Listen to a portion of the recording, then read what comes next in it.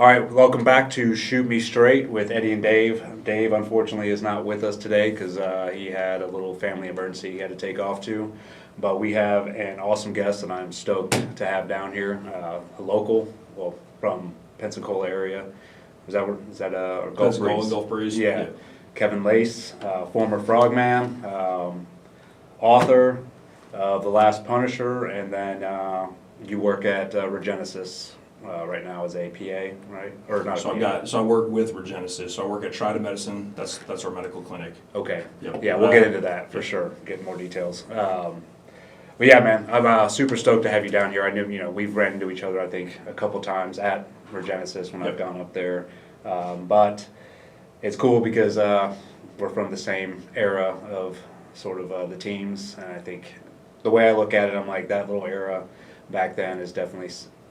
To me, it's set aside from every other one. There's just a certain mentality or mindset that I didn't see throughout the rest of my career.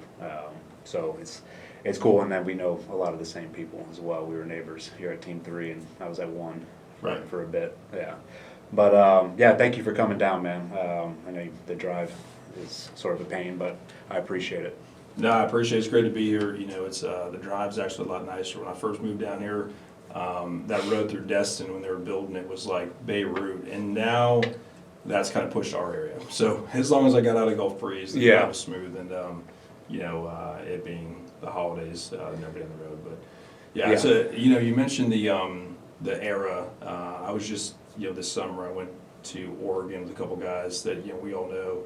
And we were just fly fishing up there, and we were sitting down having some bourbon, and we were talking about it, and we are talking about that era, and it was really like the golden age that you didn't realize how good it was until it was gone, and you look back on it, you're like, these are dudes who ended up joining because they wanted to, in response to 9/11, go get after it, and they were in it without having been in the Navy in the 90s, and then having seen the teams have success and then join on that tail end. But it was a great era.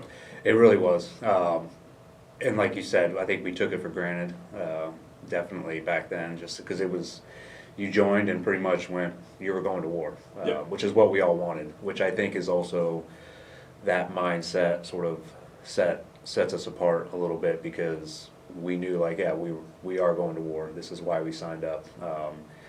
Near the tail end of my career, the mindset was like, well, I just want to be and I'm not blanket statement everybody, but there just seemed to be like a group that was like, oh, well, we've seen all the stuff that the teams did, in the 01 to 05, 06 era, and we want to sort of be a part of that, but there were the drive and aggressiveness just wasn't there. But I also say that it's not their fault either. They're sort of separated in a generation from it, and I don't think 9/11 hit home as hard as it did to us. Yep. So yeah, it's cool, man. It's where did you grow up at? So I grew up in Connecticut. Yeah, from a little small town. I was born in Meriden, and then we moved to this town, Middlefield, when I was, I think, 12.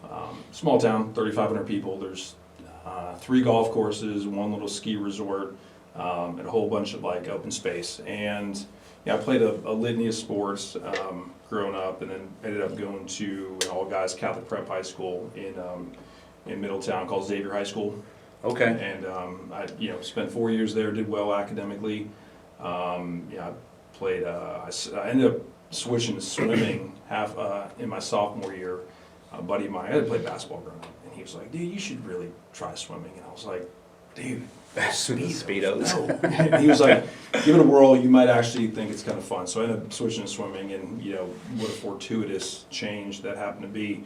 But really enjoyed it, and growing up, I thought about what to do next, and my parents were always like, I was the first one out in my family to go to a 4-year institution, so my parents, had always kind of opened my horizons as to what to do next, and then, medical school always came up, and the one thing I wanted to do before I became a doctor was to get out of Connecticut. So I looked at every other, college outside of Connecticut. I looked at Marist, I looked at James Madison in Virginia, William and Mary, Washington Lee, Franklin and Marshall, anywhere I could, Loyola, to get out of Connecticut.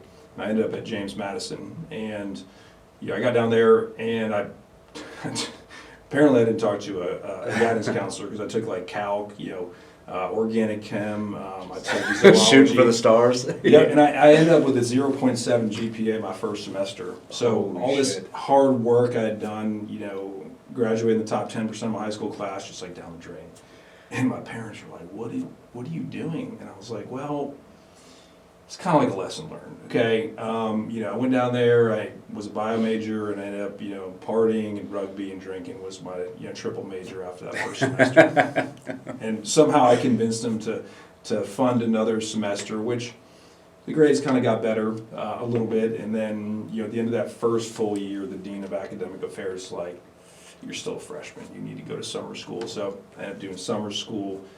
And then in the fall of 2001, obviously 9/11 happened, and I was kind of in that right direction, and that changed it all. Did you ever have like thoughts of joining the military before 9/11? Was that ever in your brain, like, hey, this might be a possibility for me? Yeah, I've had that conversation before with a lot of people. See, in Connecticut, there's a lot of great people in Connecticut, don't get me wrong. A lot of patriots up there, but if you join the military, it's kind of like, what happened to that guy? Oh, I completely, I know exactly what you're talking about. So I went to, you ever heard of St. Thomas More? Yeah. In Connecticut. My parents sent me there. I went there my junior year because I was a troubled child, and they were like, they lived in Indiana at the time, and I just came home one day, they're like, "You're out of here. Like, we're sending you to this prep school." But yeah, I spent a year there. Got kicked out of that school too. Yeah. But it's that same mentality. I don't know what it is. It's like that Northeastern mentality almost, where it's like, "Oh, you're going to the military. Yep. No other choices for you, huh?" Yeah. Yeah, my high school class, I think we had, actually I bumped into one of the guys I went to high school with. He was a Black Hawk pilot, and just bumped into him. And then, the more I found, a couple other guys had joined the military. So I'd say probably about 5% of my class, had joined the military at some point after college, or after high school. But there's a ton of good dudes from Connecticut, and I've bumped into some SF guys down here that have rolled with like the Connecticut National Guard in Africa, and like, those guys are insane, they're awesome. Yeah. Jocko's from Connecticut. We've talked about that. Grew up big Whaler fans. But my grandfather was in the Navy in World War II. He joined, after Pearl Harbor. My grandma's brother was actually on a sub-Hun plane, a seaplane, was shot down, spent a couple days afloat. So we have a strong Navy background, and I'd always respected it, but I hadn't looked at it as a career path or something to do next. Yeah. But when I was at JMU and when 9/11 happened, I woke up on a daze. I'd been drinking the night before, like most of those college experiences. And I remember walking over to the desk, and I kind of like hit the desk, and the mouse moves, and it refreshes the computer, and the AOL Instant Messenger ticker comes up, and it says, Trade Center attacked. And I was like thinking, I'm like, stock market's crashing. I don't know. I wasn't really aware. I was 18 at the time. And then my mom called me on my old flip phone, and she's like, "Hey, turn on the news." And I'm like, "I don't have a TV." We bought Milwaukee's Best to play beer pong, and I didn't have a TV, so I ended up having to go next. The Beast, exactly. And then I went next door and saw like what everyone else saw, and then she called me back and said, one of our close family friends, his father was in the South Tower, and he had come down, made a phone call to his family, and was like, "Hey, I've got teammates back up there, I'm going back in." And that was the last they had heard of him. So that was our personal connection to 9/11 New York City.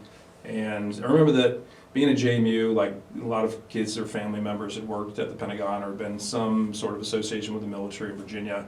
And that semester was dampened quite a bit. And then I came home for that memorial service in December, and there was no real resolution. They never found any remains from Bruce. And I remember sitting in that memorial service, and I was like, is this it? This is all I'm doing? Like, obviously I was there for him and his family, but I'm like, there's got to be something different than I could do. And I ended up going to the recruiting station in Middletown, Connecticut, and I walked over to the Marine Corps office, and I was about to walk in, because I love Full Metal Jacket. Oh, yeah. Heartbreak Ridge, there's so many great Marine Corps movies, and the outside of the teams, the Marines, Spirit Corps is like first and foremost. The strongest. The strongest, By far. 100%. Yeah. And, you know, if your people history, and you, as you know, with your background, like, if it wasn't for the Marine Corps, the whole Pacific Theater would not have happened. Yep. So I go to their office, and they had a sign, be back at 13:30, out to lunch. I was like, what the hell? So I walked next door, and that was a Navy office. And I saw an old SEALs poster, probably the same one you saw, the guys in the handlebar mustaches and the old 203s Yep. coming out of the water. And I was like, I want to do that. And the recruiter was like, hold on a second, you know, there's a couple things you got to do before here and then. So ended up joining, got a SEAL contract, and then went to nice. Corps school. All right. Would you go to Corps school at Great Lakes? Yeah, and went to Great Great Lakes. mistakes. Yeah. You know, I went there, and it was bad. I mean, you know, you get in that mindset like, I'm gonna join the Navy and go to Buds, and you realize like there's steps in between that decision and Buds that will get you out of shape. You know, Big time. We'll question like, did you make the right decision before you even get there? And I think that was the biggest challenge, was how do you stay sharp and focused amongst the fleet, because that's essentially where you're at. Yeah, I ran into that same problem because I joined as well, like to be a SEAL, but I joined in '99, and then I had no contract, dude. I complete moron. Yep. He just was like, "Yep, sign me up, I'm going." And then I trained, you know, by myself before boot camp. I was like, just like a switch flipped. I'm like, this is what I'm doing.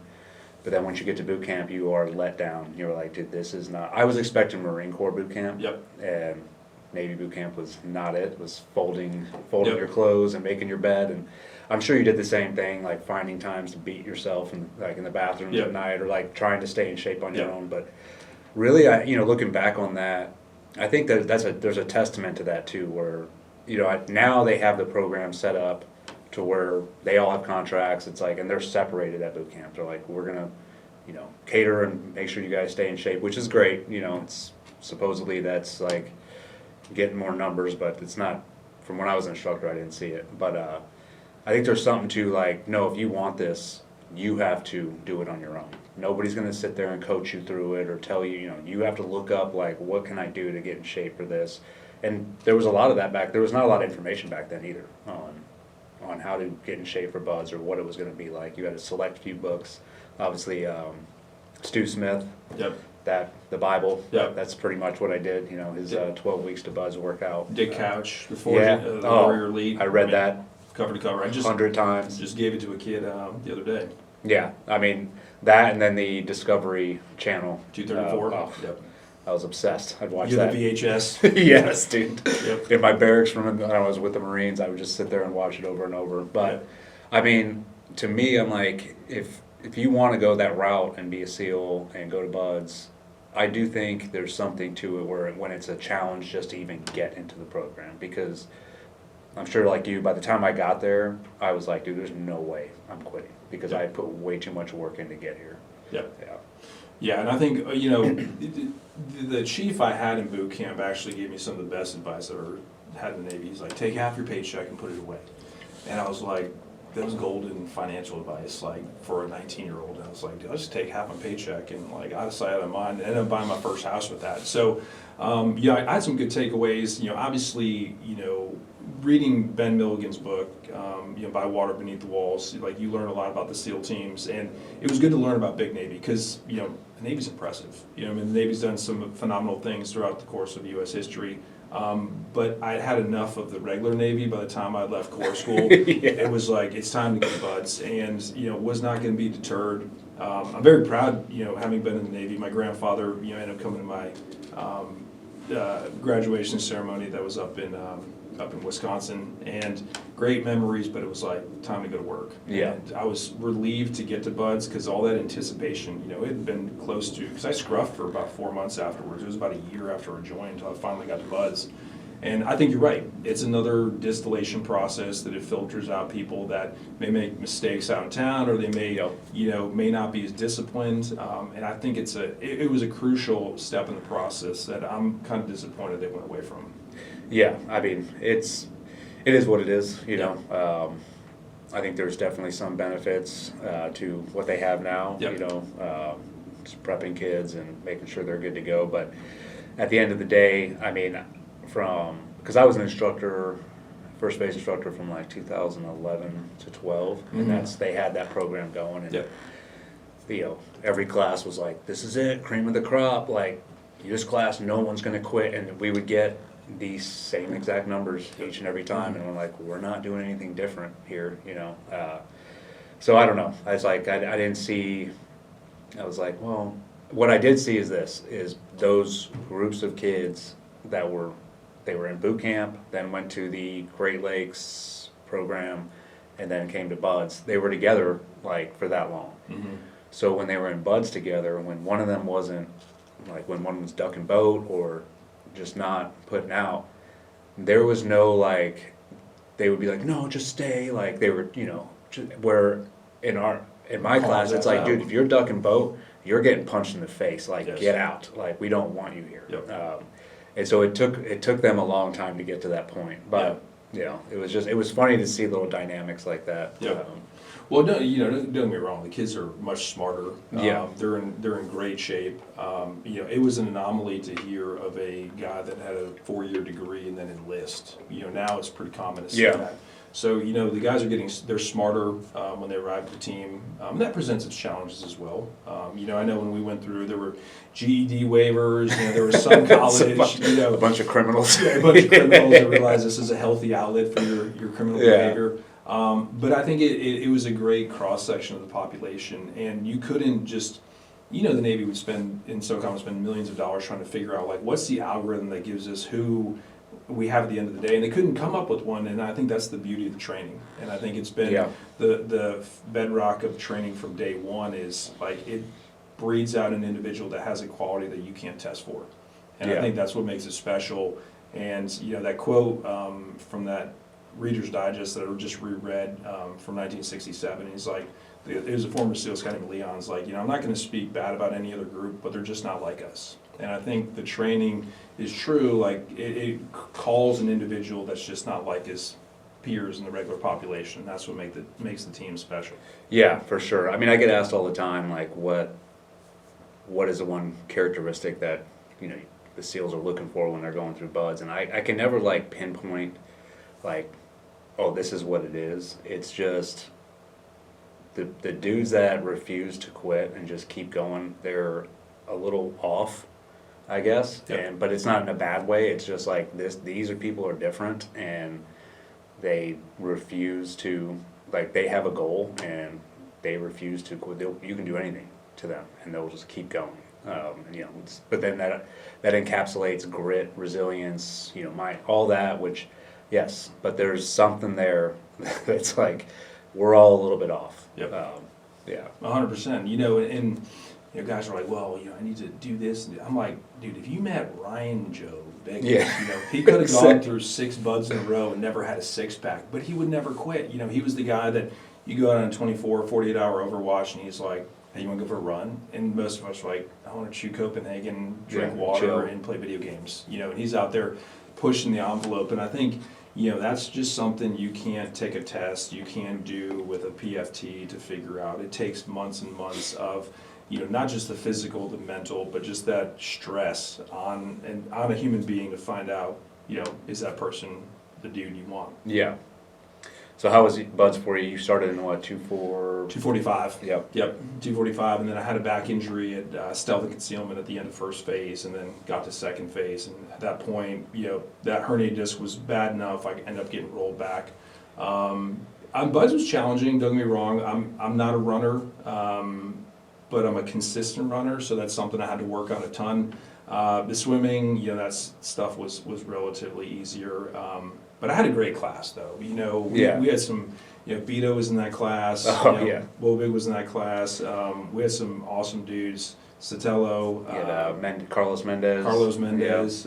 Tanner Peters. Oh, you got a bunch of characters in there. But those guys, so Wobig and Mariszek and myself, we all started in 45, and then they got rolled, and then we all joined up in 46. So we had a phenomenal class. It was awesome. That makes a difference too, man. Because I started off in 5-1, and that was with Mark and all those guys, and got rolled in second phase, and I went to 5-2, and it's funny, just the class dynamic, it's like completely different when I rolled into 5-2 than it was in 5-1. And you sort of have to like assimilate, like, all right, I'm an outsider, and you roll in, and then I'm sure, I don't know if it was the same rolling in, because it's especially if you haven't gone through Hell Week with those guys, because they're tight. Yeah. Yep. And you just have to sort of like, all right, I'll work my way in. Yeah. Yeah. I got a good affirmation a couple months ago. I had a third phase instructor who came through. We were doing some work, and you know, he was at SEAL Team 1 when the war kicked off, and he had an injury. It was when Johnny Beltran got shot, and he was part of that and came back, and they put him on shore duty. He was at Bud's, and he was a dick. And he was a dick. And he finally admitted, he's like, I was pissed because the war's kicking off, and I get sent to push dudes through Bud's. And you know, you've obviously been there, so you understand. Yeah. And he goes, but it was just kicking off. He's like, I was in the 90s where like dudes worked out to look cool and, you know, run fast and all that stuff. And now the war's kicking off, and, you know, I end up here at Bud's. And he goes, you know, that first class I had was yours. And he was our third phase instructor, or proctor too. And he goes, man, at first we were like, dude, these guys are a bunch of punks. And then he's like, as the weeks went by, realized that like, no, these guys aren't like some of the 90s guys that are, you know, finding shore commands to get away from war. These are the dudes who joined because of war. Yeah. And he goes, after, you know, seeing your class and the classes after that, you know, it reinforced that, like, this is a new breed of team guys that are just as hard as dudes that came 3 decades prior, but they joined for that very reason, because they want to go down range and kill people. And he goes, that was reassuring for me. So, you know, 20 years later, 25 years later, I hear that, and I'm like, that's pretty awesome, man. It's cool hearing that from a dude who you looked up to and respected and thought he just hated you because you were there. But actually, you know, this is what he was going through, and this is what he observed, and this is his critique on that. I was like, that was a great time. You know, it was a great time. It was a great era. Oh, it really was, man. Yeah, I feel privileged, you know, just to be even, just the career that I was able to have, but just especially being that time and era, like I call it, it's the golden era of SOF, because we advanced so fast. But yeah, so you end up graduating, and then did you go to SQT, right? I did. Okay. Yep. Yeah. Jump school, SQT. Got rolled back in jump school. Me and Mike Sotelo. In For Benning. Yeah. Got for what? I got what offense? Yep. So Mike Sotelo got rolled back for. So I think it was. So we went off to shot one day, and Arabito was hilarious because he'd like run, and then he'd run up a wall and backflip, and then run back into formation, and you know, do crazy stuff like that. And then I think it was like Wobig or some, one of them. I'm sure we were all included in that.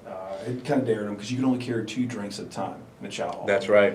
And so we're like, Mike, come on, dude, go St. Pauli girl, dude. So we loaded him up with all these drinks, and he walked by one of the black cats and ended up spilling on him. So he got in trouble, got rolled back, and then I ended up getting rolled back for, I think I got caught with, I gave one of the Joes a Copenhagen. He got caught, and he downed me out. And then they made me memorize and recite the NCO Creed in front of the whole command, or the whole class, and like, I could just remember one line, no one is more professional than I. And I just stopped right there, and they're like, they came down to me like an anvil on an ant, and got rolled back. So we did an extra week there, which was fun. There was another team guy who was there, and you know, it was fun, just kind of just the 3 of us. Yeah, that because I went there as well, and yeah, that was a trip, man. I got in so much trouble at that place. I almost got rolled back too, just for the same like shenanigans, because I think you get done with Buds and went right there, so you're full of like piss and vinegar, and you're about the most confident you're ever going to be. You're just like, dude, there's nothing you can do to me. Correct. And you show up to that place, and it's run like boot camp, and you're like, dude, this is a joke. But on the way there, me and my buddy stopped off in Memphis, where we partied for like 2 nights, and the car got broken into, and so all of our uniforms got stolen, everything. So we had to check in the next day, so we went to an Army surplus store and got like blank camis, and you know, so I show up and my hair is like ridiculously long, and so I'm sitting in the front, and I remember this black hat just goes down, and he just stops in front of me, and he's like, who the fuck is this? He's like, we got Chuck Norris over here. He's like, turns me around, and like, it just went from there. Like the rest of the time they were on me, but Yeah, I mean, it was a good time though. Yeah. As funny as it was, it was just goofy. 100%. The stories are crazy, man, because there's a guy I know here in town. He's an Army guy, and he's from like Dothan, and he told me a story about his jump school experience. He regular Army, went to boot camp, and then immediately got orders to airborne. And he took a bus from Dothan to Benning. I think that's where he went to boot camp. Or anyways, so ends up at jump school, and they're doing his first jump, and like, apparently he was as white as a ghost. And the instructor's like, "Kelly, what's wrong with you? Are you scared to jump out of an airplane?" And he's like, "Sorry, sir." He goes, "This is actually my first time in an airplane." He's from BFE, Dothan. Yeah. Took a bus to jump to boot camp, and then takes a bus to jump school. And his first time in an airplane, he's jumping out. That's So, pretty nuts. you get some crazy experiences that, like, I like seeing that part of the Army as well. I ended up back at Fort Benning I ended up going through the Army sniper school with Jordan Lewis. Okay, back nice. into the Team 3. So yeah, that 4 weeks there was actually kind of pivotal. Did you, so you, SQT, you obviously went through Back to there. SQT, And then finished off, and was it Kodiak after you get your trident? Correct. Same. And Yep. then, how was SQT? Was pretty chill. Yeah, SQT was a good time. I really like that. We were talking about Dick Cash's book, because I read, the Warrior League cover to cover twice. I was like, that was my my Bible when it came to what to expect at Buds. Same. And then the 234 video, obviously. And then getting to Team 3, a lot of those guys from 234 were at Team 3, so that was cool, bringing it all full circle. But the finishing school and Dick's second book about SQT, I thought was pretty spot on. I like the fact that now you're given some freedom, you're learning how to be a team guy, stuff above and beyond what you learned at Buds. And then obviously Kodiak, that was a great time. Yeah. Yeah. Yeah, all that. I mean, I remember SQT was sort of like an eye-opener for me, because coming from the Marine Corps, then I obviously went right to Buds. I was very used to like a regimented, like, you will be here at this time, but and then when you get to SQT, it's sort of like, I mean, there was, you went through training, but then your time was your time. It was like, you guys go do what you want. And I was like, what? Like, you mean you're being treated like an adult? All right. Yeah. It was definitely eye-opening for me, but it was cool. And it was just a good time. I remember, just a lot of partying. Yeah, 100%. And you stay in those barracks that overlook the chow hall. Yeah. And you're like, that's where those dudes lived, I guess. I had no idea. Yeah. But you tell these stories to, like, buddies of yours that, were in the Marine Corps, and you're like, yeah, I'm an E4, and I've got my own room in the BEQ, and it's like a suite, actually. And, they just gave us this, like, couple trunk loads worth of gear, and, you could do whatever you want with it, and modify it however you want. And they're like, what? I'm like, oh yeah, 100%. Does not compute with Does not compute. Yeah. Did you ended up going to 18 Delta or SOCM? I did. I went to the SOCM course out there. I got there in June of 2004, and then graduated in January of 2005.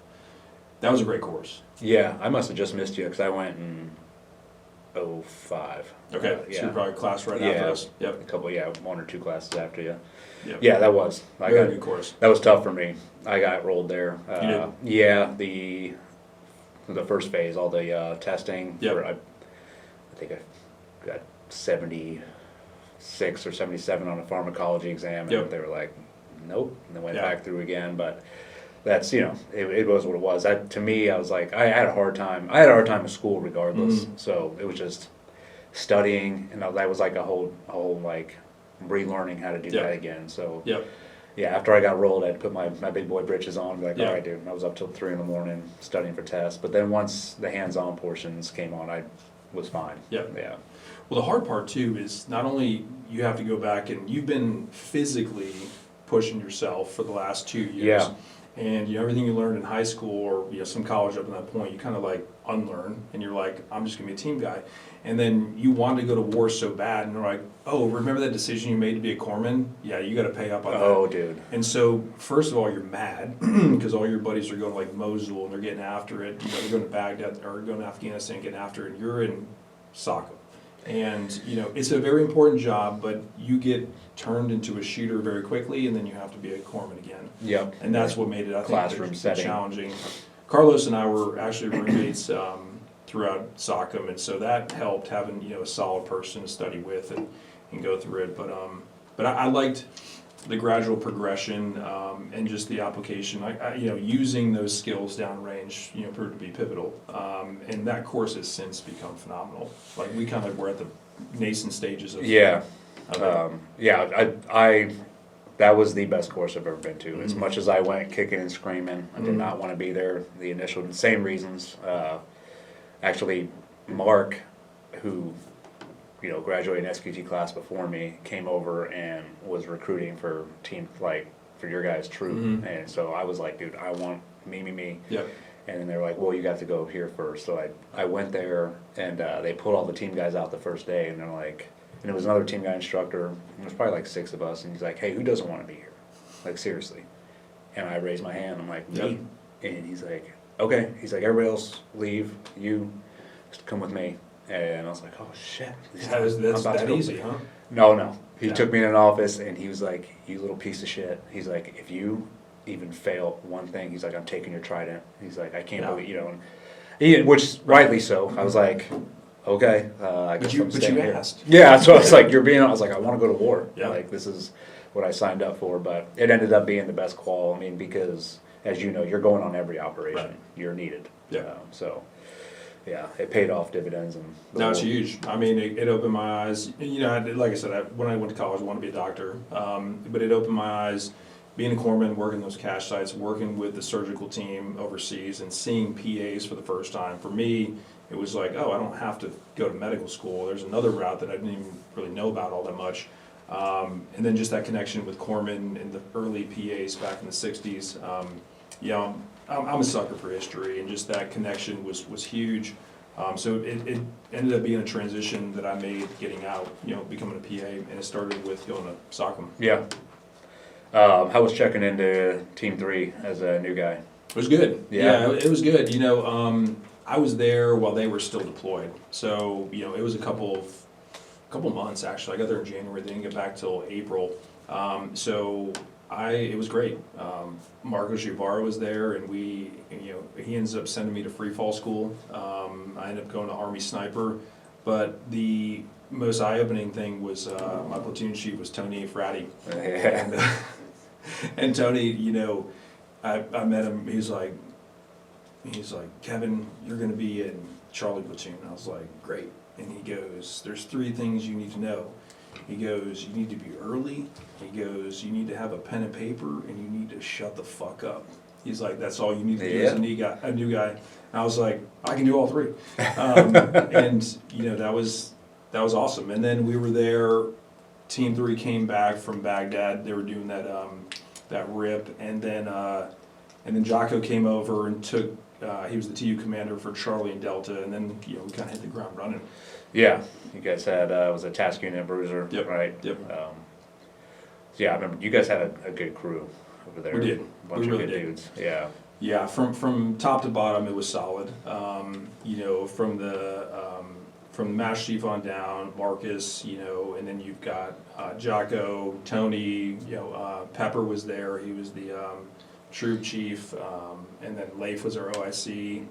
We had just solid crew. Jeremy Beal was the LPO, and then Chris. Beal, yeah. Beal, real deal Beal. He just, I think he just retired last year or the year before. Yeah. As a warrant. Yeah, As a he's doing warrant. fantastic. Yep. Yeah, he gave me his chief rockers when he put on warrant. Yeah. 'Cause we worked together at SQT for a little bit. Yep. He's an Ohio kid. Yeah. Yep. How was so when you checked in as a new guy, like workup wise? I mean, were you guys pretty you were held to a pretty high standard there, right? We got beat. Yeah. All the time. You can guarantee, the third platooners, Chris and Bobby, Jeremy, they laid the hammer down, and then, Rex and Tedder and Hasby and Kinebaum, they were dubbed the Sisters Kids, like in Tombstone, when, what's his name? Who's the actor? He's playing cards. He's like, man, it's like playing with the Sisters Kids. Billy Bob Thornton. Billy Bob, Yeah. yes. So Leif dubbed them the Sisters Kids. So, they hazed us all the time. They made us better. I guess that's the best way to put it. And unbeknownst to us, we're like, dude, this sucks, man. Getting your head shaved, your eyebrows shaved, just getting beat, taped to spine boards, the shitty jobs, all that stuff. But when we got downrange, it all paid dividends. Yep. And, we were just as hard on our new guys, and Eli Crane was a new guy in my second platoon. Nice. And then those dudes were like, yeah, we weren't hard on our guys because you guys were just ruthless. But I think there's a reason why you do that. Like I tell my kids, I'm like, you know, we kid you because we love you. If we didn't love you, then we wouldn't kid you. You know. Oh, do you guys bust balls in your house? 100%. That's yeah. same. Our house, that's our love language. Yeah. Just talking shit to each other. And I Yeah. think, if people come over and see the way our family dynamic is, and they're like, Yeah. oh my Yeah, gosh. keep But sharp. yeah, Yeah. it's like, hey, if we're not ridiculing you or like Yeah. busting your chops, then we don't like you. Yeah. Yeah. Well, my wife's a sweetheart. She's like, I'm not a new guy in your platoon, all right? You don't have to constantly give me a hard time. But you know, I think it was awesome. You know, I had one incident. I was in Island. This is the first platoon, and I was sitting there, and all of a sudden there's no other new guys, and you know that's a bad position to be in. And I just get jumped on. You know, and Bob Holland, he used to love Steven Seagal, and he'd do this one move where he'd just stick his knuckle right underneath the bridge of your nose. While everyone's holding you down, there's nowhere you can go. So it's definitely painful. And then I got taped up, and literally it was my eyeballs, my nose, and my mouth that were free, and everything else was completely mummified. I'm on a spine board. And they picked me up and carried me to my rack, and I am claustrophobic, dude. I do not like to be held down and taped down, and I'm just like, breathe, breathe. And Chris comes over, he's like, hey, little buddy, this is what you gotta do. Just hang out for about 10 minutes, play the game, and I'll cut you free. And I realized, like, not all these second, third platooners are dicks. There's actually some good ones in there. And it was cool to see that, and it wasn't malicious. You know, it was the same thing that they had done. Had been done when they were new guys, but it was huge in developing that culture within the platoon. And everybody was on board, because when it came time to execute the mission, you know, you'd all been through the same shit, and you could be relied on, and I think that's what made us very successful. Yeah, I think that was the same thing when I checked into my platoon at 1. Obviously, I think 1 and 3 had a very similar dynamic where it was pretty like business, like you better fucking be on point, Right. And we're gonna hold you to a high standard. And yeah, like we got hazed. It wasn't coming from the Marines, dude. That was some hazing, right? That's like unchecked hazing because you're living in the barracks together 24/7. So when I got to a team, I was like, okay, yeah, I get what this is, but I thought my first platoon did a really good job. Like they hazed us, you know, every trip in some form or fashion, but it was more like welcome to the platoon hazing. But then my sister platoon, that was like ultimate hazing. That was full, you know, Dan Luna and all those dudes just, I mean, they wrecked shop. Yeah. And the second go around, same thing, like the new dudes did the same thing to their new guys, where we were sort of like, we're gonna haze you if you know, we'll give you the hazing, like welcome to the platoon, but then if you mess up, then you're gonna get it. But other than that, we want you to like build up, and because we're going back to war, like, and that was the mentality, like we want you on point, and not worried about getting your ass beat every 2 seconds. But there's that happy medium, because I think it definitely is needed, because it keeps people on point, and then it also makes you feel like you earned your spot. Right. Yeah. Yeah, and I think there, as a second platooner, you know, as an LPO and a chief, there's a fine line there, because you can just smash and like beat people to the point where they resent you, you know, or you can ease them into that culture. And you know, there's the unloading ISU 90s and breaking down pallets, and new guys do it, you know, but that's just work. That's just work, new guys. You know, but then you'll see your chief get in the mix and do that stuff, and it's like leadership by example. And they were always the first ones to be in there and do that. And I think you saw that early on. You're like, all right, these guys are keeping the microscope on us. However, they do the same stuff we do. It's teamwork. It's teamwork. It's everybody's in. Everybody gets the job done. Which is like how I came up in the teams. It's like everybody got their hands dirty together. Correct.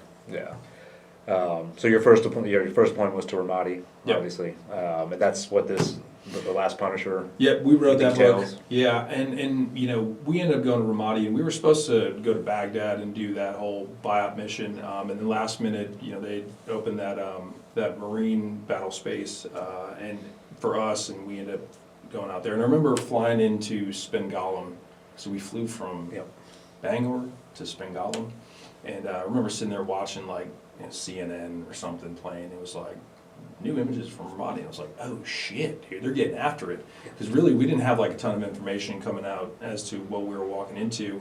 And our mission was to team up with the conventionals, do that clear, hold, and build in Ramadi. And then they broke our troop up into different, or a task unit into different platoons, and we would have to break into small groups and work with the SMP, Special Missions Platoon, different areas of the Iraqi Army and security forces. And then, we did our sniper overwatches and then our DAs. And it was a really dynamic mission that we were never bored, because whenever we weren't, doing DAs with our SMPs, we were doing overwatches or presence patrols. So it was a very kinetic deployment where we never sat for more than a day or two in the compound. Just stayed busy. Which is great. It went by very, very fast, but halfway through you're like, oh shit, dude, we're getting after it. And, when I was going through it, it was kind of, I knew exactly what I was signing up for, and as I was experiencing, I saw myself change, as being more effective, more lethal, but also like loving the job even more. Yeah. Which was cool, because you always want to. I can imagine if I wanted to play in the NFL, you always want to be there when you get there. It's like, oh, that's awesome, and then you want to keep doing it and doing it. This deployment was awesome. We had a fantastic time executing. That was your first one. That was my first one. That's something, like, to be a new guy, to go on a deployment like that, and to stay that busy.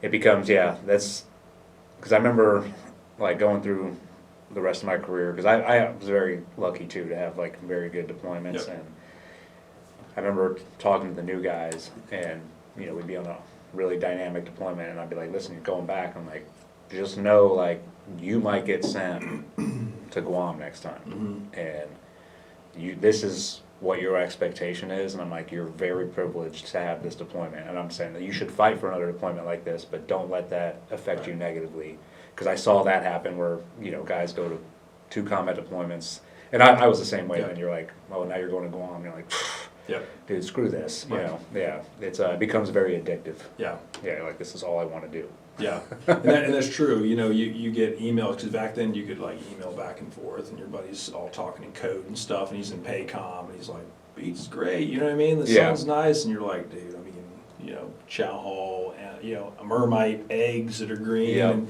and you have to kind of like check yourself, because it is great. And a lot of the work did fall on on the new guys. Johnny Kim and I were the 2 medics in the platoon. Johnny Kim was the lead navigator.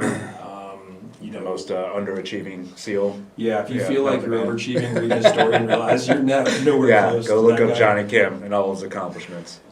And Mark Lee came on board, and that was because we had lost a team guy to performance, and Mark came in and filled that gap, and he just like blended right in. Him and Jason, when Hogan went to Buds together, so they were close. And Mark just had that personality that, like, you can't not love him. No. I mean, he was just a family man, just a great human being. You could have any conversation. Like, we've been on a rooftop getting after it. And then there'd be a lull, and he kind of ducked down. He's like, how's your family doing? I'm like, what? Like, they throw you a curveball, you're like, I didn't expect that. He's like, anyways, back to shooting. And then, he just had that, very likable personality. And then 2 of the JOs were also new guys. So we had a very strong new guy presence in Charlie Platoon, and a lot of the stuff that we did was contingent on that. I think we definitely were a strong part of that platoon. We were not a weakness. I'd like to think so. I wouldn't think so, man, because that was a lot of. You guys had, like, especially because I went to Buds with most of those dudes too, and those were strong performers in my class for sure. Me and Mark always. We were competitive, and everything we did, we were, staring at each other like, we'll see who comes in first on this one. What's funny is that Jason Hogan, he used to always give Mark, we used to give Mark a hard time, because he wasn't a 1-upper, he was a 7-upper. If you had a story, he had 7 more to top the one that you had. And he started going into, he was like, but I went through Buds, and I was first time every time. And Jason's like, but let me stop you here. You were first time every time. You're second time at Buds. That's right. And Mark would just... He'd stop for a second. He's like, shit, you got me. But he'd roll into the next thing. He's like, but anyways, I did beat you on that run. Yeah. Tell me 2 shits. Yes. Yeah.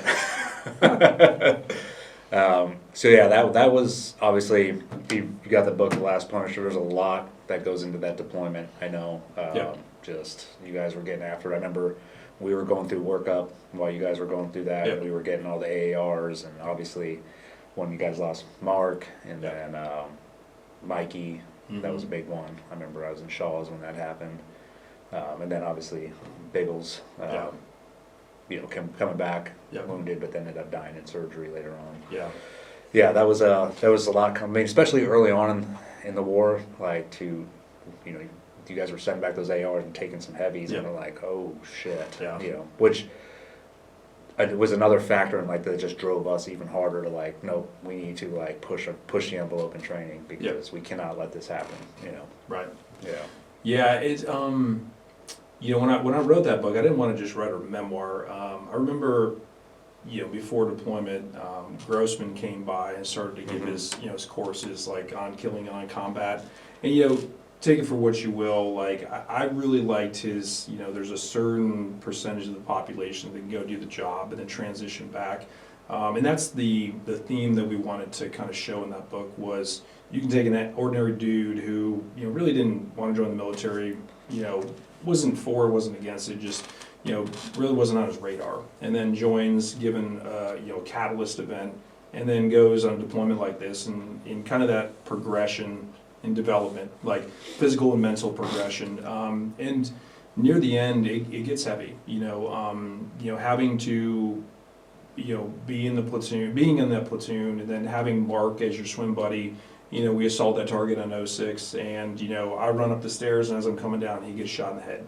And then you go from being an operator to a corpsman, being a medic to one of your best friends in the platoon, and that's a very heavy moment. And I hear a lot of people ask me questions about that all the time, and I talk with Debbie often, and Mark's last gift to a lot of people, his last letter, him with Maya and Debbie, his gift to me was strength, because that situation is not something I wish on anybody to be in. But I did learn a lot about myself working on Mark in that situation, because you really have to peel back a lot. You put some layers up, because now he's a patient, and I feel stronger as a provider now and as a human, having had that experience. And obviously I love Mark. I miss him to death, and I wish he was right there having this podcast as well. But it was a gift that he gave, and it was a sacrifice he know that may come if he joins the Navy. And he was a man about it, and he was a strong Christian man, and definitely a strong friend and a true leader. And with Mikey, same thing. Mikey's just, I'm going to go ahead and take this for the team. Like it doesn't, to give up his life for his brothers, I think it's a testament to him. And Biggles was the heart and soul. I always joke that he's like, there's a 6-pack and there's a plastic stringy thing that holds it all together, and that was Biggles. When you all were in second phase and we were in SQT, and you would walk over to the SQT building, and he would be out front doing the truffle shuffle as the instructor just like pulled out. And I don't know if I could function the way he did blinded. I really don't. You know what I mean? Like, I'm a very confident person. I know I can endure a lot of stuff, but the way that he functioned, the way he took it in his spirit, even after being shot in the face, being blind, was huge. Man, when I'd go to San Diego, and when I was in San Diego, I'd pick him up and I'd bring him his skull, berry, and he's like, dude, Kelly, his girlfriend, then wife, he's like, she always finds it. I'm like, well, Biggles, you're blind. You're not the best at hide and go seek. I mean, and then he'd pick him up one day. We went to go get his eye, and he goes, yeah, so I was at the bus stop the other day. I was like, the bus stop? And he's like, yeah. He's like, I wanted to go for a little ride. I was like, okay. And being in healthcare, most people kind of stay around the area that they know. Well, he goes down to the bus stop, and he gets on the bus, and he's telling me this story, and he's like, yeah, jump on this bus, and I don't know where it's going. I'm like, that's not good. And he's like, one day I'm driving on this bus, and I can feel this face next to me after a couple minutes. And this was not long after he got injured, so it was all like scabbed up and scarred up. And he's like, finally, I was like, well, what is it? He goes, well, I look on over, and it's a little girl, and she goes, mister, what happened to your face? And Biggles, like, his sense of humor is whoa. And he goes, well, I look over in her direction, I go, sweetheart, this is why you don't run with scissors. I'm like, man, I'm like, I don't know if I can have that humor. But just being around those three dudes, you know, and the strength and who they were with their character and as a man, you know, definitely left a lot of impressions on me. And I was very happy to serve with them and learn from them and be around them and be able to describe them in that book. That's awesome. I mean, I think that is one of the best things you can do, is just like put into words like the testament or to your testimony of just how amazing those individuals were and the impact that they had on your life, even through tragedy. And I think we've, you know, a lot of us in the past, 20 years of the GWAT, like, we have to find that mindset, like, because we all went through a bunch of we all lost friends, and it's like, at the end of the day, you can either sit there and mourn them forever, or you can, like, look back at their character traits and, like, what made you who you are, you know, like, what the traits that you took from them, and what made you the man you are today. And I think that's a huge, I mean, I talk to a lot of guys, especially guys that have a hard time, you know, trying to justify and, you know, their actions or what happened over the past 20 years. And that's the big thing I tell them, like, you have to look at all the positive traits that came out of it, and you have to use those to keep going forward. I'm like, yeah, there's negative ones, but I'm like, that's not going to do you any good to sit there and focus on those. I'm like, those are there. That's the past. I'm like, yeah, that's awesome, man. I haven't read. I'm going to read this for sure, because I mean, this, you know, it was during our era, so it's like nostalgic also. Yeah.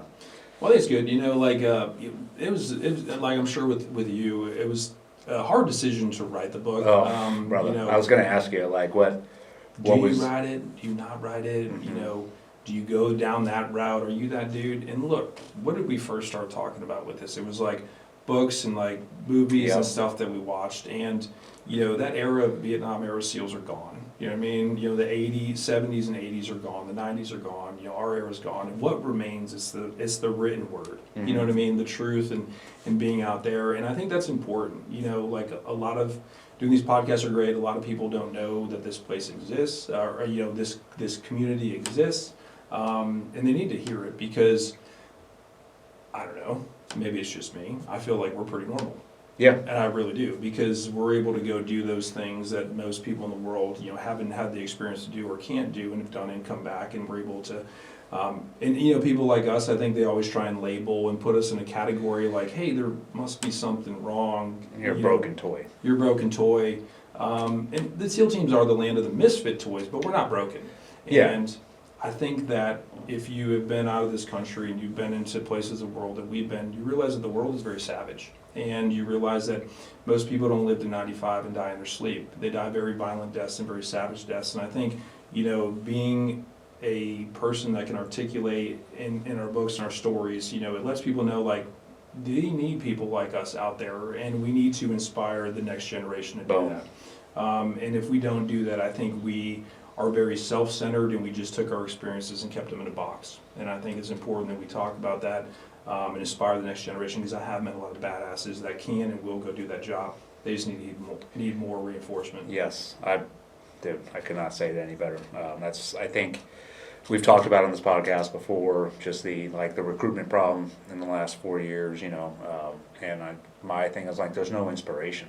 I'm like, that seems to have just, like, dropped off. And, you know, there's a lot of factors that come with that, with, you know, the narrative that they were trying to push through the military and all that stuff. I mean, it just takes away from what the military is there for, but then also takes away from the men and women who have done, like, heroic and valorous things over the past 2 decades, and those need to be talked about. Not, oh, this person is, you know, whatever, a transgender and they're a hero. It's like, all right, great, but that's not inspiring anybody to join. And me and you joined up the same reason. Like, I read books, I saw the movies. I'm like, dude, that's what I want to be, and that's what we need to get back to. And I think, like, reading stories like this and other guys that come out, and I know there's, like, a huge, I mean, I was part of it. If there's a huge thing in the teams where it's like, you write a book, dude, you're a fucking piece of shit. Mm-hmm. Like, that's, and, you know, and I always have, I'm at fault. I was like that too. I'm like, dude,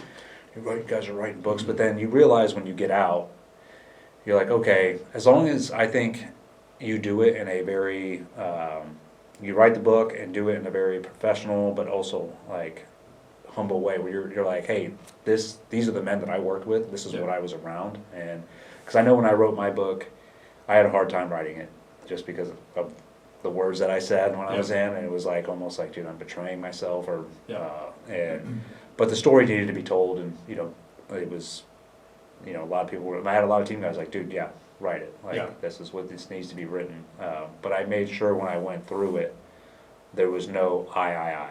I was like, if there's I's in there, like unless it made sense, but I was like, I could not have done anything without the dues to the right and left of me. Right. And that's just the way I feel about it. And I mean, I think that's just the way we were raised. Is like it's a team environment. Like I did not do anything glorious like we did together, or I saw dudes do pretty heroic acts. Yeah. Yeah, and I think our job, being team guys, is just to continue to push that legacy forward. I think the amazing thing about the Trident too is it represents those that have come before you, the people that wear it, but ultimately those who wear it in the future. And you're a steward of that. And I think getting out, starting a business, making sure your family is squared away and solid. You're passing down, good morals and values to your kids. Like that's what it's about. And I think you can do it respectfully. And I think there's a way to do that. Are you going to make everybody happy? No. Tony Peretti said, he goes, if you're making everybody happy, you're doing something wrong. Yep. And once you understand that, then exactly. It's all good. Yeah. As long as and that's other thing to come with it. You just gotta.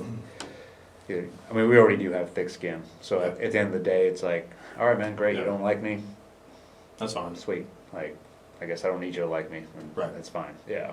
So you did the two, right? Yep. So we went back to Iraq. I did. Yeah, and that was one of those. I actually got put on a PACOM deployment, and Chris, Kyle, and I were going to Mikey Mansour's event, and we were in Yarbrough's office, and he was like, "This is the platoon list.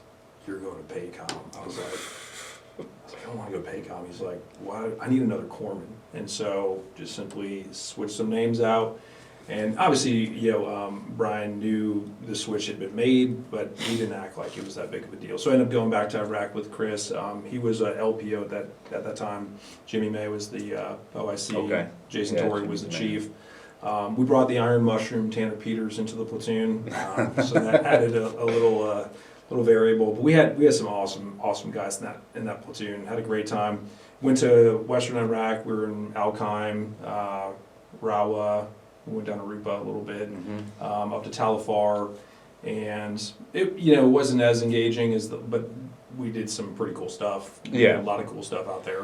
You were still in a combat zone, which at the end of the day, you're like, something could pop off, so I'm glad I'm here. Yeah. Yeah, and I think that's that was kind of. It was good for me because not every deployment is going to be like 06. And I think like every young person that's listening that wants to go into special operations know that like there may not be a war going on right now, like a huge war conflict, but it can pop off at any moment and you have to be vigilant.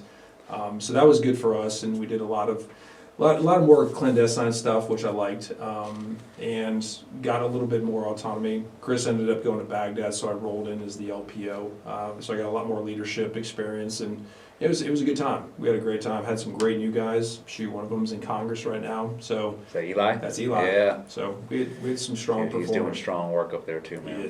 He really is. The one guy I tell people, I'm like, that dude's doing the job. Correct. Yeah. He speaks for his constituents. Yep. That's what you're supposed to do. And he's not partaking in any of the shenanigans. Right. Yeah.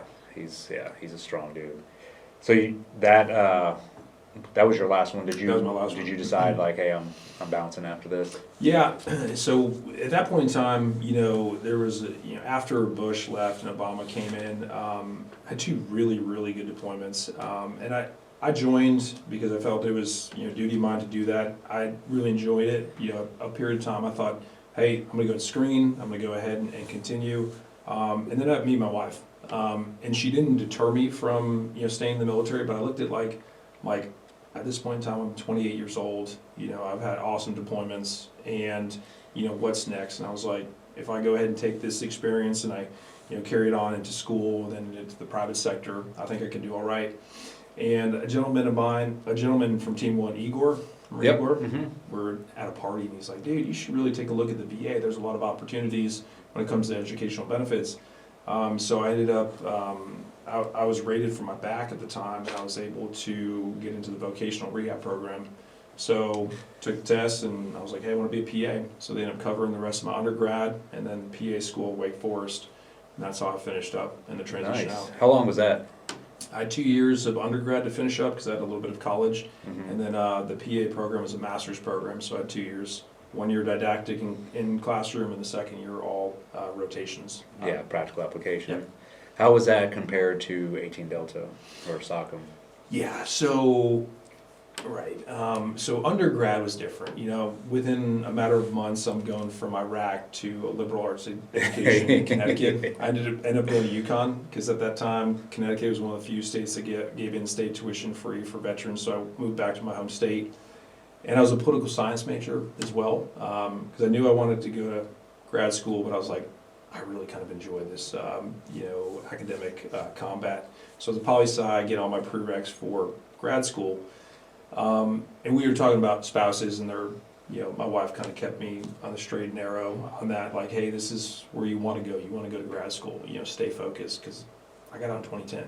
We killed bin Laden the year after. Like, guys are still getting after him. Like, did I make the right choice? Yeah.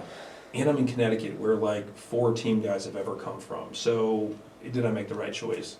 And she was like, you made the right choice. And, stayed on path. But when I got to grad school at Wake Forest, it was like academic buds.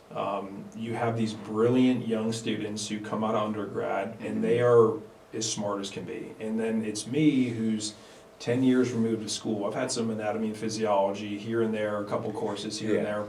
But it's like full-on science and like really smart people. So I really had to work hard to stay on top of it and stay at that level.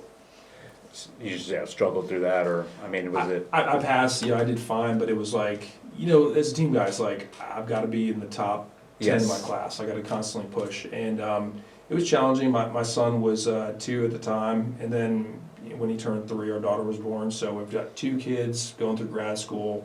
I'm not working, my wife's not working, I was actually working with Chris Kyle's company, writing government contracts on the side to make some extra money, but nothing really full-time, so it was work, and it's just what you do. Yeah. You know what I mean? And the same thing, like in your case, you just do that. You don't sit and cry and like, hey, you just do it. Yeah, you gotta stay focused. That's what you have to do. Yeah, you can't that's what I find, like, once you decide to make an action, you're like, this is what I'm going to do. It's, for me, I'm like, you need to stay focused on that action and like keep at it. At least for me personally, because the second there's like a lull, my mind will be like, what the fuck am I doing? And then my ADD will try to divert me to somewhere else or start having different thoughts. And I'm like, nope, stay on point. And my wife is the same, really good at like turning my face, like, hey, stay on point. And you're like, all right. Yeah, man, and you need that. You really do. Like, she's my swim buddy. It's just the way it is. And it was huge, especially when we got married early on, because I was like, dude, I'm in Connecticut. It's the Obama years. Every bumper sticker's Obama. And I'm like, this is horrible. And I'm in undergrad, and like kids are asking me to buy a beer. I'm like, I'm a combat veteran. Like, what am I doing? I was working while I was going through undergrad. I worked for an off-road driving school, teaching team guys, rangers, non-standard vehicle driving. That's the one up there in Connecticut? Overland Experts. Yes. Yep. I did that. Had a couple of team guys that we all know like come through there. So there were some sprinkles of hope along the way. But I'm always at the end of the day, I'm like, they go back to their vehicles and they be team guys, and I fade back as cadre, and I'm a civilian. And I'm like, did I make the right choice? But I did. I think there's an interim period if you know where you're going to go and where you're going to end up that you just have to go through. You have to go through buds if you want to get to a platoon. You have to go through undergrad if you want to go to grad school. And if you're willing to do it, you'll do it. Yeah, there's a selection process for everything that you want to do, and it requires work. Correct. Yeah, and that's the end all be all of it. Like, I think some people think there's like an easy button to like, and especially what I've seen with guys that get out, like, doesn't matter if it's team guys, anybody in special operations I've talked to, they're looking for that, like, well, I put in all this time in 20 years, and it's like, great, okay, but you're gonna have to bust your ass again. Right. Regardless of like what direction you wanna go to, and that's just the bottom line, there's no easy button, like, you're gonna have to grind again a little Right. bit, you know, yeah. Yeah, I mean, you're still gonna start at the beginning, at the bottom of the totem pole. Yep. You know, And you have to humble yourself to that too, and like check your ego and be like, you know, you have what your experiences are your experiences, and you can bring them to the table, but don't think that anybody owes you anything for your experience. And that's why I tell people, I'm like, you volunteered for it, so did I. Yep. And I don't, you know, when people say, you know, thank you for your service, I'm like, great, thank you, you know, but it was my choice. Yep. Like, I did it selfishly because I wanted to go to war. Yeah. That was my pleasure. Yeah. You know? yeah, I'm sure you probably feel the same way, because I do. You know, when people are like, thank you for your service, I get, you know, I'm very appreciative. I am very Yes. appreciative, but I'm like, but it's really more lopsided than you think when you say that, because, you know, I got way more out of it than I think you did. You know what I mean? Like, I grew as a man, you know, I had these incredible experiences. I got to do things that a small, select portion of the world gets to do. Like, you know, and I love doing that. So, you know, I'm like, I feel like I owe you more than thanks for your service. My response is always, it was my privilege. Yeah, That's 100%. Because it was like I enjoyed every second of it. Correct. Even, you know, even with like people I was like, oh, with the stuff that happened at the end of your career, I'm like, dude, whatever. That was just a circumstance of bad leadership and mistakes, but I'm like, that doesn't take away from anything that I did. I'm like, I would do it all over again with the same outcome. right. You know, it's because I loved every second of it. Yeah. But yeah, I'm like, that's why I like, you know, they read these books. I'm like, we had a fantastic time doing it. You know, it was really a privilege to do it. Yeah, and I wouldn't trade it for the world. Yeah. You know what I like seeing too is like guys that from this era, like that are out now being successful. Yeah. I mean, nothing makes me more like happy than seeing dudes like that put their heart and soul into going to war for this country, especially for the teams, and just knowing, you know, the stuff that is asked of us and the stuff that we're asked to do and all that, but then to see them be able to transition out of the military and become successful, to me, I'm like, there's nothing better than that. Yep. Yeah. I agree, and it's hard to get to that position too, because I remember, you know, being an undergrad and like I'm coming home from, you know, I would work at the driving school and I'd go take my night chemistry courses. My son was born. I'm sitting there he's in a bassinet, and I'm like bouncing in a bassinet doing chemistry, and I'm like, you know, I'd be furious. I'm like, there's people like so successful, and this is where I'm at right now. But it took like, okay, but you chose this, and this is what you have to do to get to where you want to go. And, you know, when I got into my medical clinic and, you know, started developing that, like, you know, you find success for other people, you know, because they put in the work, you put in the work. And, you know, that it takes time to get to that position, because you find yourself like, oh man, why did I make this choice? And you realize it's on you. You know what I mean? And when you see other people that are successful, they made those same choices and they've turned into awesome stuff. And I love seeing it. I love seeing people be successful. I love seeing team guys be successful. Yeah, especially team guys be successful. Yeah. I mean, I love seeing everybody be successful, but just from our community, it's always great to see dudes like being able to get out, and then especially like with what you're doing down there, which we'll get into. Like, so you started your own practice? Yeah. So I came down. After working on the movie, I ended up I finished up at Wake Forest, and Oh, that's right. Yeah, the movie. Yep. You were a big part of that. The American Sniper thing. Yeah. So I finished up at Wake, but when I got to Wake Forest, I'd had emergency back surgery in 2012. And 4 months afterwards, or 5 months afterwards, I had a report down to Wake. And so I packed up my entire house in Connecticut in a U-Haul truck. One of my buddies from the driving school drove a trail vehicle, a motorcycle, and I moved everything down to Winston-Salem. And my wife stayed in our house in Connecticut with our son, because she had to finish teaching for the last 2 months. So I moved everything down there, and I can't lift much because I'd had back surgery, and a bunch of friends came and helped move everything in. But during those 2 months, I left Lindsay in Connecticut she had an air mattress, like she had a crib and our son and a computer. And she had saw that Jason Hall was going to write the screenplay for American Sniper. So she got on Facebook and found a Jason Hall who had recently liked American Sniper, and sent him a message. Hey, we know a lot of people in the story, don't fuck it up. So Jason got back to her. He goes, great, you know, I'm working with Chris right now, but I can't really get a hold of him, so help me not fuck this up. You know, introduce me to your connects. So they had had this conversation, unbeknownst to me, and then she comes down to Winston-Salem 2 months later, and we're having coffee, and she's like, hey, I met somebody. I'm like, what? And she goes, oh, don't worry about it. This is Hollywood guy. And I'm like, what? And she's like, no, not like that, not like that. This is a screenwriter for American Sniper. So I text Chris, and I was like, they're gonna make a movie out of your book? I'm like, nobody even read your book. They ain't gonna watch a movie. He's like, shut up, dauber. So I was like, hey, Jason wants to get some more detail on like Mark and kind of the platoon, and Chris is like, hey, help him out. So during that first year, second half of my first year at Wake Forest, I'd worked with Jason like sporadically, just doing the technical stuff on the original screenplay. So when Chris was murdered, Jason had finished the screenplay 2 days before he was murdered, and so Chris had never read the original screenplay. So I texted Wayne and Debbie and Taya, and I was like, hey, it may not be a bad idea to have Jason come there to the funeral, and kind of, because Chris had already sold the rights to American Sniper, it was a done deal. So Jason ended up coming to Dallas, I went to the funeral, down to Austin. All that live footage was from his cell phone, and he ended up going back to Hollywood and was like, hey, Bradley, let's get this thing going. So they didn't have a director. Spielberg was going to do it, and then he dropped it. And then Clint picked it up, and they're like, well, we need a technical advisor. So, about a year after Chris was murdered, I flew out to LA with Rick Wallace. Remember Rick? Oh yeah, dude, Rick's the man. Yeah, from so- Sniper SL. Yeah. So Rick was the one that put me through the consolidated course, and I was like, dude, I need to train Bradley. I was like, I can do the CQC, but like the sniper stuff, I really want a pro. So Rick came out there, and we worked with Bradley for a day on that, and then we did a day of CQC, and then I met with Clint, and Clint was like hearing some stories. And so we had a great weekend. Bradley's like, dude, you need to play yourself in the movie. I'm like, I'm not an actor.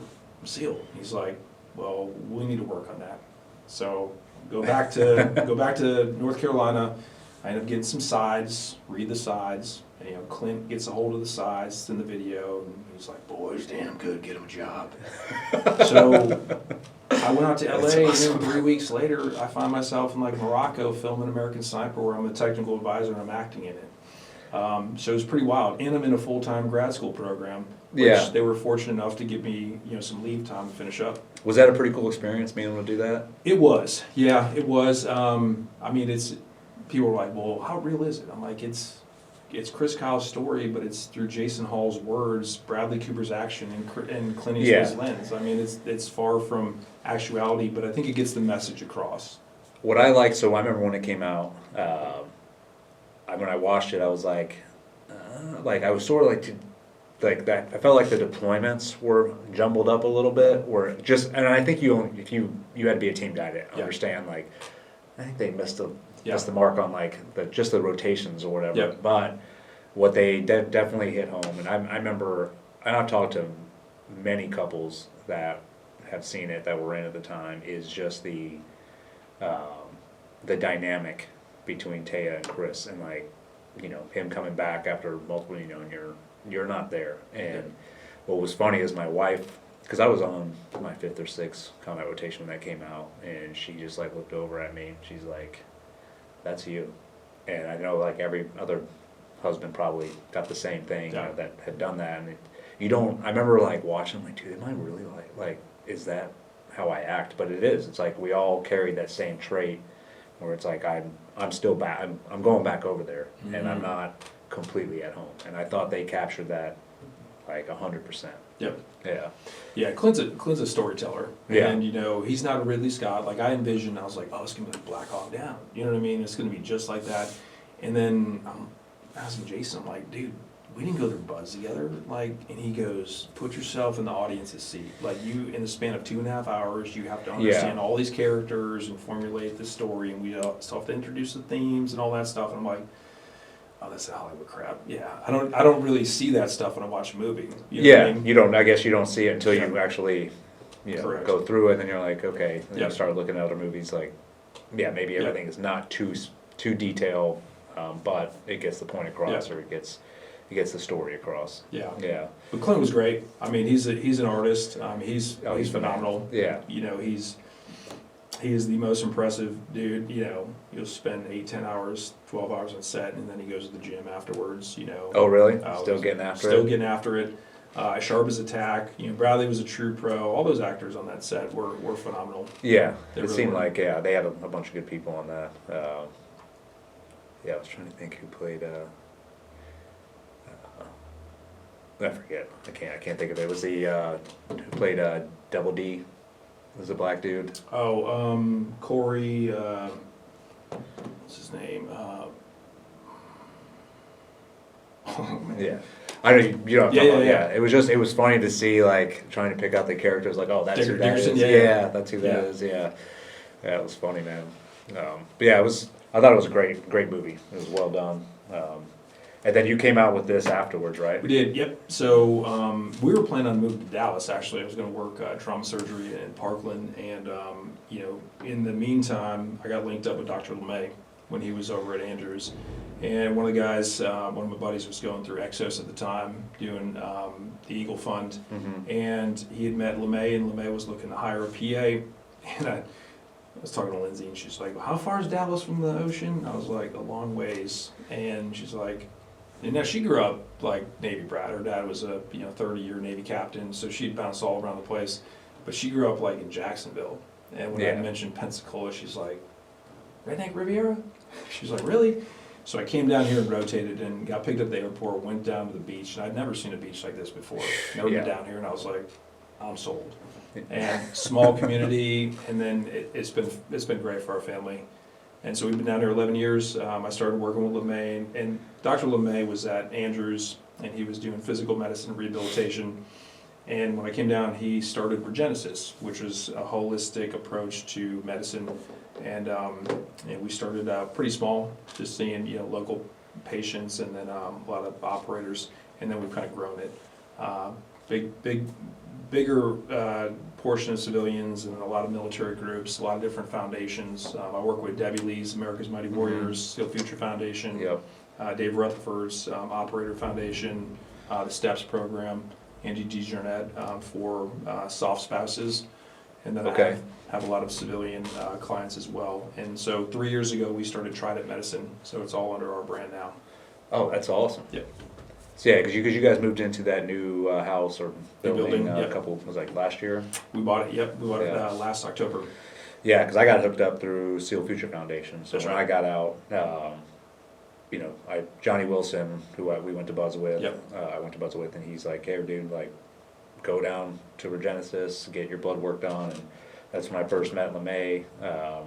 And at the time, I was doing it remote because COVID had, the pandemic had happened or whatever. But, dude, it was a godsend. Yeah. Like, getting all that done. And I couldn't, when you get out, you don't know what, you're like, dude, I don't know what I'm doing. Right. And that was the biggest things, like, the Seal Future Foundation was, like, huge on get yourself fixed first and then start progressing forward. Yep. And that was my wife's orders, too. When I got done, she's like, because, obviously I was trying to, immediately I was trying to go contract. Because our brains are like, just go do what you know what to do. But that wasn't going to happen. And then, I was like, I got to work. And she's like, no, you don't. Like, just fix yourself. And so I took a year, and I went through Debbie Lee, did the HBOT, a bunch of dives here locally, which they paid for. And then Seal Future Foundation hooked me up with LeMay. And that was probably the biggest, like, step forward for me, was getting all my blood panels done and, like, actually seeing the results. Because I remember I went down there, and I think it was when I first saw you, I was like, oh shit, you're working here, like, that's cool. But they showed me a graph, and they were like, you are in fight or flight 95% of your day, and then it was like your the dopamine and cortisol levels. Mm-hmm. And I was like, I don't feel like I am. I was like, that doesn't make sense to me. And I'm like, because you've been in it for so long, this is how you are, and we need to, like, balance you back out. And yeah, it took, I think, about 6 months, and then I went back in, took another test, and yeah, it was like getting more level, and it was cool, because, like, it wasn't, LeMay's not trying to push anything on you. He's just like, dude, these are the supplements that you should probably take. I got me on TRT, which helped, and then ever since, I mean, I go to him, I mean, I still go there. I got an appointment here next week, I think, to go back. But yeah, it's, what you guys are doing there is huge, especially for a bunch of the operators. And I constantly tell dudes, about it. I'm like, cause it's funny how, like, when guys get out, like, they don't, you know, when you're out and you know about all these things, you're like, oh, everybody must know about it. But then, yeah, I'm constantly passing words to dudes like, bro, go Seal Future Foundation and then go through Regenesis or wherever you're at in the country to get your blood panels done and start working on yourself first. Like, Yep. before you step off into whatever venture you're going to next, because you can't fix what's up here, then you're not going to get far. You know. 100%. Yeah. Yeah. I think one of the big things was when Chris Free came out with the operator syndrome. Yep. I just talked to him yesterday. Yeah, Yeah. I think that was huge, and you know, just kind of just opening up the idea as to all of these external and internal factors can affect your body's chemistry and alter, you know, just the inflammation levels that occur not just in your joints but in your brain, in your Yep. heart, and can start, you know, these things in motion that can put you at risk for early heart attack and stroke, you know, Alzheimer's, dementia, cancer. And so what we do is just provide a pretty comprehensive, holistic approach. Look at your body from head to toe and bring your body to balance. What I really enjoy about my side of the clinic is, you know, I get to do a lot of instruction. You know, it's, you know, like you mentioned, you know, a lot of people, you think you know until, you know, you actually get the details. And a lot of us think we know what's going on in our body until we actually lay it out there and we're like, well, this is what this hormone is supposed to do. And when it's not optimized, these are the symptoms that you're feeling. And you're like, oh, wow, but that's why this provider wants to give me this antidepressant. Let's go ahead and fix the root cause. Yes. And what we want to do is give the body balance so it does have a chance to fix itself. And when it does, then you perform better, you extend longevity, and increase performance. Yeah. It's the big thing, I think, like, well, and I always tell people, like, medics are the worst people at assessing themselves. Like, I will sit there and I can pinpoint everything that's going on with you, but with something happens to me, I'm like, dude, I don't know what's wrong, Yep. you know, and I refuse to even acknowledge it. 100%. The coppers kids have no shoes. Yeah, you're like, well, I'll get to myself last. Yeah, exactly. But yeah, it was cool when I got all the results back. Now, you know, I went over it with my wife too, and she's like, yeah, like, Yep. I told you, like, Right. this, and this, yeah. Yep. So yeah, I mean, and really, it's not that much, you know, you take some supplements. I'm still on the TRT, but I haven't added anything, and you know, I've been feeling great Yep. since I retired. You know, I mean, I had to go do some work otherwise, you know, from everything else. What have you guys dabbled in the like psychedelic stuff at all? Treatments? We haven't. I mean, not like giving it out, but just sort of seeing results. From Yeah, that. I've done a lot of look into it, and you know, I sit on the Seal Future Foundation medical board, and you know, from where I don't know a ton about it, you know, I've read a lot about it. Where I'm kind of rooted in is in that functional base. Yeah. You know, when it comes to getting the body to balance, you know, through micronutrients, through biomarkers. I think there's definitely an application for that. I know a lot of guys firsthand have gone and done that and have success with it. I just haven't in my clinic. You know, we kind of stick with the hyperbaric stuff. Yeah. Is kind of our introductory into dealing with that, but I haven't gone the psychedelic route. Okay. Yeah. I mean, I did that the ibogaine. No, ayahuasca. I didn't do ayahuasca. I just went and did the ibogaine through Vets through Marcus Okay, yeah. Capone. It was that and the 5-MeO-DMT, and that was sort of like all right, I'm just gonna go try this, you know, because I was struggling for at least a year. I had a lot of anger, a lot of resentment, and everything, and I wanted to get rid of it. I was like, Yeah. and I couldn't on my own. I was like, this like it's just consuming me, Yeah.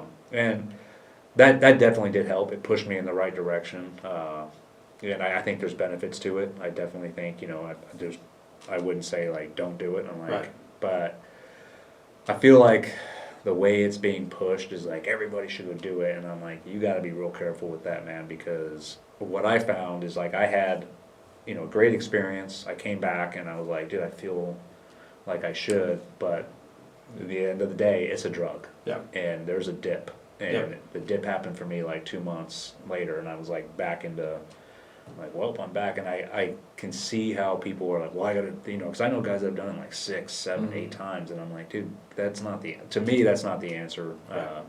You know, so I I just decided, I was like, dude, I need to find a natural routes, and I testify, I'm a person of faith, and I'm like, that is the only thing that keeps me on board, is I get up every morning, talk to God, read my Bible, and I'm like, dude, just help me get through the day. Like, Yep. if any of these little problems that I have arise, please help me, like, navigate them, Yep. That really has kept me on course the whole time, along with the other factors of, like, going to Regenesis and Yep. getting all my stuff done. Yeah, I agree 100%. I think, there's a percentage of people that can do very well. I just caution people, like, substituting advice for advice. Mhm. That's the one thing you do have to keep an eye on. It is a drug, it is a psychedelic, so there are side effects to that. But I think it does show promise when it comes to, helping patients. We've actually, me and a couple guys out of Texas, we started a biologic company, doing exosomes, exobiologics. Yeah, I've had those done.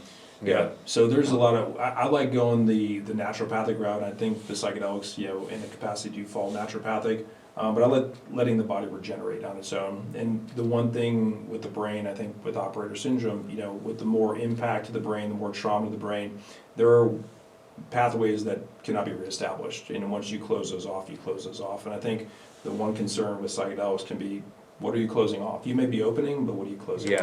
off? And that's the concern. And I caution people from doing multiple rounds, and some of them do it on their own, not even in the presence of a good. Oh, I know. Well, that's the other issue with it, is like, Yeah. I've seen more team guys go do it, and then they come back, and all of a sudden they're a shaman, and they're like, I can run this on my own, and you're like, dude, Yeah. you're the last. I know who you are.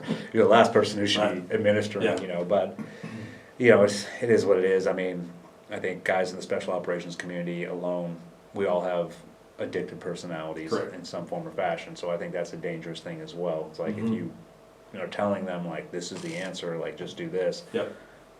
2 is 1, 1 is none. Yep. They're like, I'm gonna do, triple, double the dose, or Right. quadruple the dose of everybody else because Yeah. I'm a team guy, and I'm like, It's, you it's gotta team be- guys in general. Yeah. I think it was a team guy who volunteered for the C-130 Skyhook. I think it was, you remember when they had the little balloon that would go up, and it took a dude, had like a tarmac, and had a C-130 slow down to like 100 miles an hour and skyhook him out. I think it was a team guy that volunteered for Probably. that first.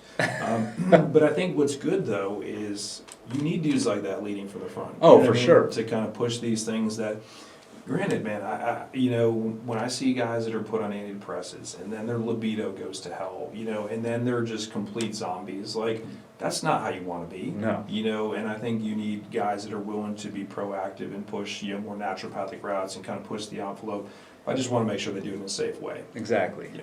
I almost compare it to, like, especially, so I have kids, when you're raising your kids, you can see, like, my youngest son, he's got the team guy personality, right? And he's got some strong traits in him, especially from me and my wife both.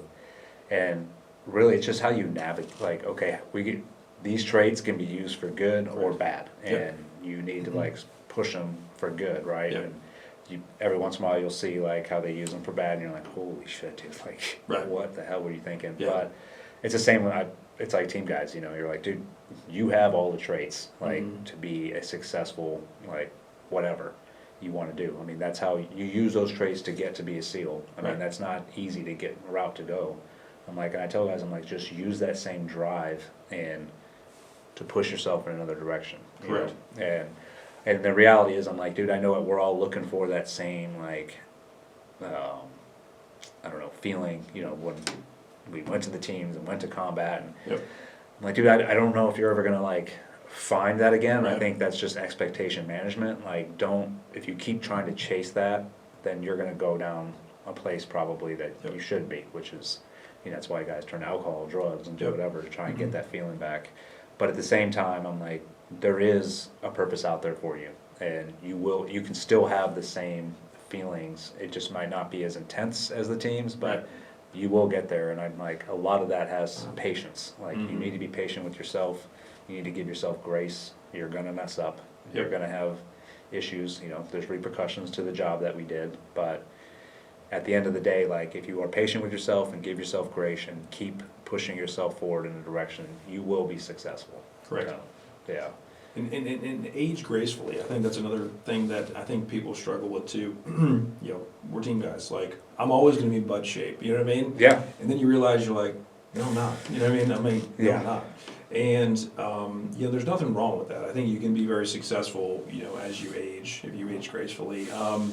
And I get guys that are like, well, I can't run this time anymore, and I'm like, Yeah. you're probably not gonna be able to ever run that time again. But what you wanna do is, you wanna be 95 years old and still functional. And that's where, I enjoy talking about like what your satisfaction is. For me, people ask me, well, do you miss it? I'm like, well, of course, dude, it was a lot of fun. Everybody's gonna miss Yeah. the teams when they're a team guy. But what I get to do is I get to take men and women who have been through a bunch of stuff, military, non-military, and bring them back to balance. And if they're men or women in the military, get them back in the fight, get them back to that level where they're high performers, or if they're transitioning out, get them to balance so that they can age and, be successful outside the military. Or if they're, in civilians, crushing business and being able to sleep at night, being able to, be functional, lose weight, feel better. Like for me, that's my mission. And is it as intense as jumping out of airplanes? It's not. No, But yeah, but seeing people enjoy success, I think, is truly rewarding, and I enjoy that. longevity. Yeah. Yeah, and I think that's a hard thing for us too, coming from I'll speak for myself, because I don't want to speak for every team guy, but like for me,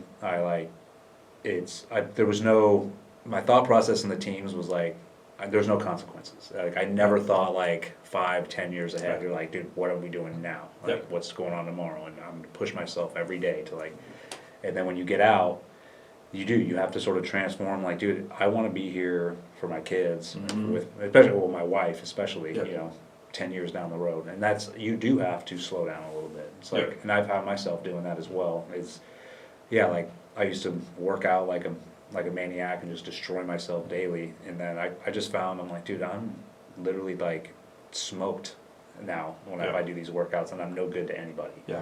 So it's finding ways to like, okay, yeah, I still run every day, but it's like not at the breakneck pace. I'm like, and I just have to transform my mind into like, at least I'm running, I'm Yeah. doing something, I'm moving, I'm staying healthy, and I'm not trying out for the Olympics. So Yeah, 100%. Yeah. yeah. I want to be able to go back when I'm like 75 and go to a reunion and just be upright, be able to drink some Yeah. beers with my buddies, But yeah, it's crazy, man. Getting older is something like, when I was in my early 20s, I was like, I never thought I'd be like in my early 40s. I just turned 43, and I'm like, dude, where'd the time go?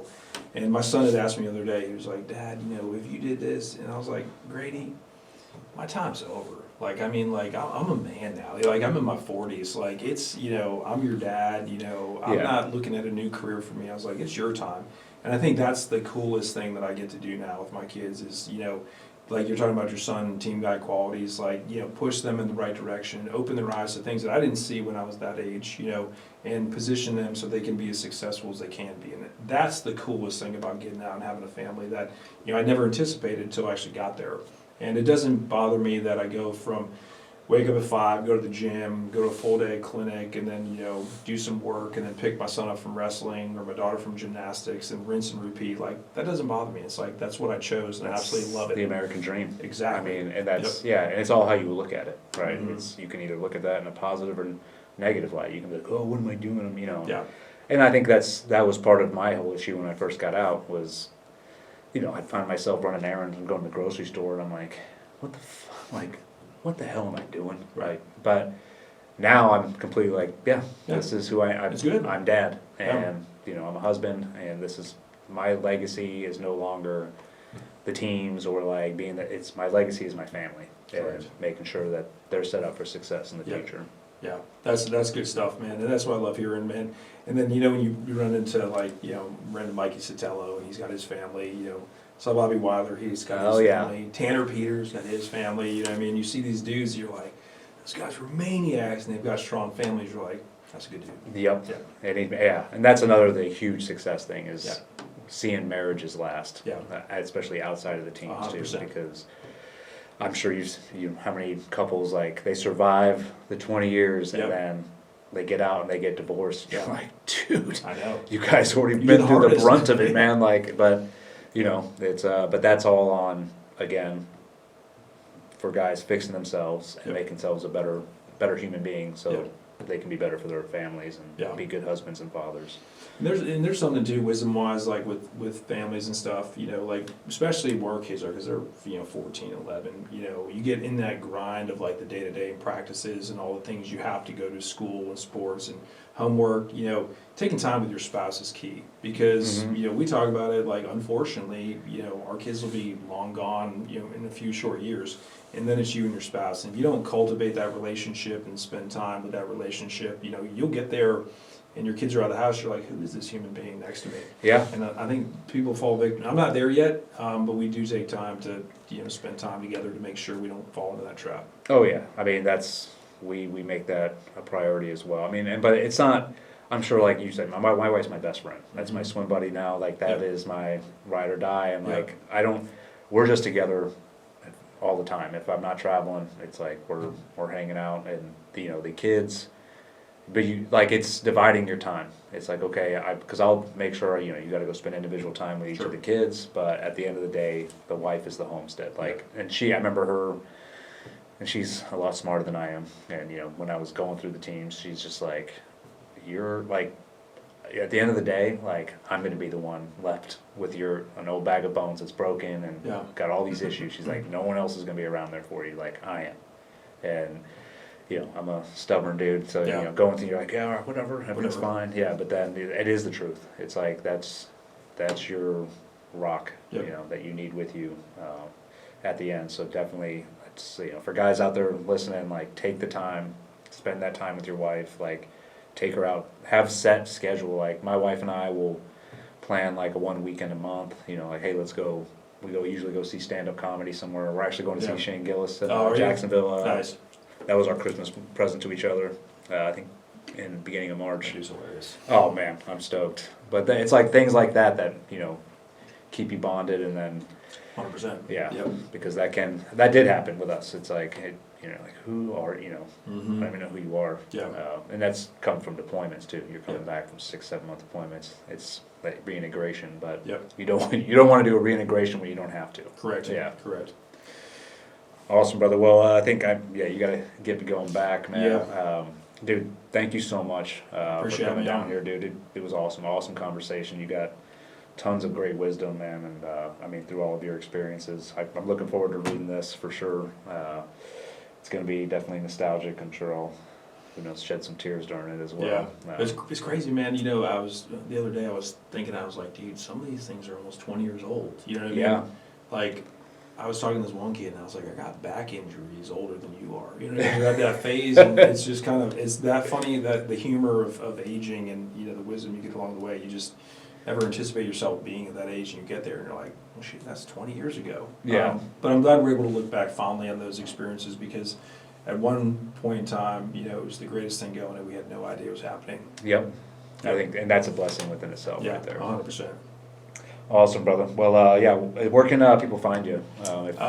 Yeah, if you go to kevinlacz.com, Mm-hmm. all the information, clinic is there too, books are there too, and then Instagram, Real Kevin Lacz, and then Facebook, Kevin Lace.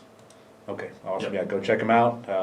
We'll definitely put the link to all that when Awesome. when the episode comes out. Cool. Awesome, brother. Man, Out. appreciate it.